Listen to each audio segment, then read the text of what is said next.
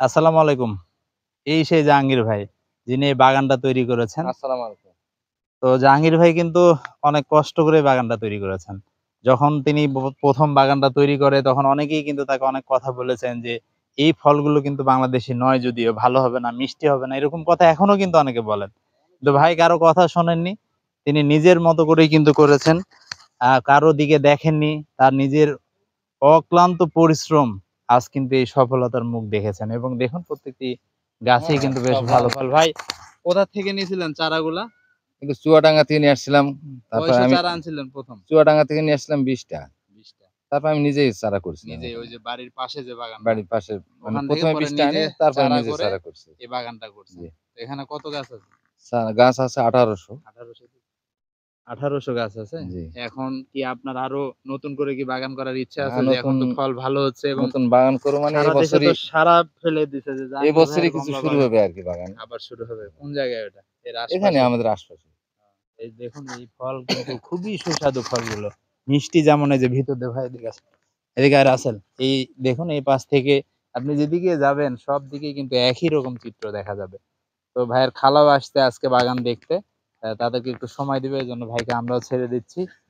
পরবর্তী পুরোটাই কিন্তু জানতে পারবে এবং আমি অবশ্য নাম্বার দিব আপনারা ইনবক্সে লক করবেন। নাম্বার দিচ্ছি না। কারণ ভাইকে অনেক জ্বালাচ্ছে নাম্বার দিয়ে ব্যাপক সমস্যা। যার জন্য কিন্তু আমরা নাম্বারও সেভাবে দিতে পারছি না।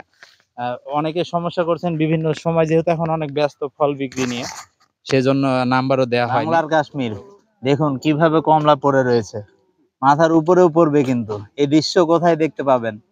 এই দৃশ্য শুধু দেখতে হলে আপনাকে আসতে হবে জাহাঙ্গীর ভাইয়ের কমলা বাগানে। এই অসাধারণ দৃশ্য দেখতে হলে। এই কমলাগুলো যে এতটাই সুস্বাদু এবং এই চতুর্দিকে দেখুন কিভাবে বিচ্ছে পড়ে রয়েছে। কমলা পেড়ে, পেড়ে নিচে এভাবে কিন্তু রেখে দেয়। আর আস্তে, আস্তে এই যে দেখুন পড়ছে। পুরোটাই একটা সোনালী ফসল। আর কিভাবে পড়ে রয়েছে দেখুন। একটা দৃশ্যটা একটা অসাধারণ একটা দৃশ্য কিন্তু। খুবই সুন্দর একটা দৃশ্য। দেখতে কতটা সুন্দর দেখুন। কোন দিক? অপর প্রান্তে এসেছি। এটা উত্তর পাশে। আমি উত্তর পাশের এই গাছগুলোতে এখনো কিন্তু ফল পাড়া হয়নি। এ পাশটিতে দেখাবো আপনাদের। এ পাশের গাছগুলো কিন্তু অনেক বড় আর অনেক সুন্দর। এই দেখুন প্রত্যেকটি গাছ কিন্তু অনেক বড় হয়ে গেছে। গাছগুলোর বয়স কিন্তু বেশি না, ৫ বছর বয়স। ৫ বছরের এই কমলার গাছগুলো দেখুন কি পরিমাণ কমলা রয়েছে। এগুলো কিন্তু প্রায় ১.৫ মণ কমলা হবে একেকটি গাছে। এগুলো এখনো অনেকগুলো কিন্তু পুরো হয়নি ভালোভাবে। যেগুলো ভালোভাবে পুরো হচ্ছে সেগুলো পাড়ছে এবং ওই পাশ থেকে পাড়া শুরু হয়েছে। তবে আর কয়েকদিন এই দৃশ্য হয়তো দেখা যাবে।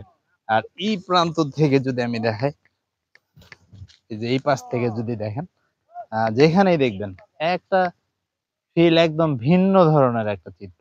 পুরো একই অবস্থা। যেদিকে দেখা যাবে সেদিকে। আস্তে, আস্তে ঘুরে। এই যে আসেন, চলে আসো। আমরা এই পাশ থেকে দেখাই এবং ওরে বাবারে! কি এগুলা দেখুন। এই দেখুন ওরে বাবা! ফল এত পরিমাণ পেকে গেছে যে আপনার রসে খুলেই পড়ছে প্রত্যেকটি। এই যে বাহ! সেই দৃশ্য।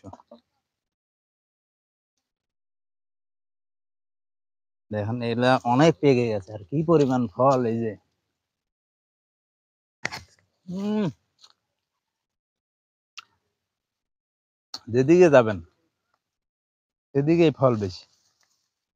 একই চিত্র সবদিকে। আরে যেদিক যাচ্ছি ওদিককার চেয়ে এদিকে আরো বেশি ফল। দেখ এই জায়গাটার দেখ, ওই জায়গাটার কি অবস্থা।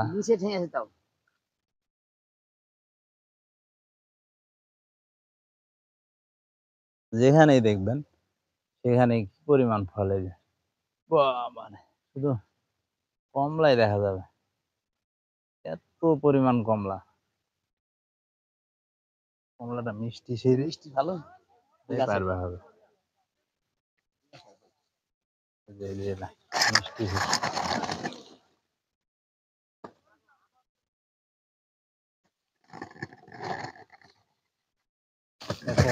সেই মিষ্টি।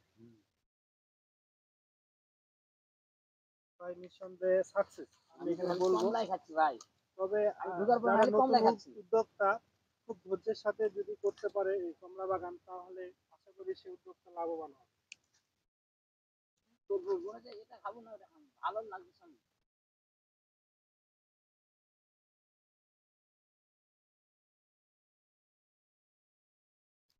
দেখেন প্রত্যেকটি গাছে প্রচুর ফল,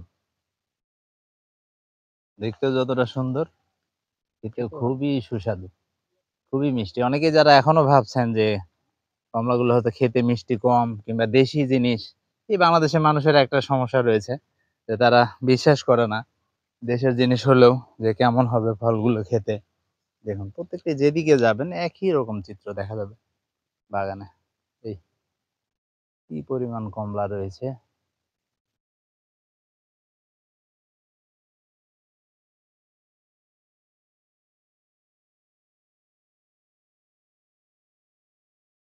দেশি কমলা বেশি স্বাদ,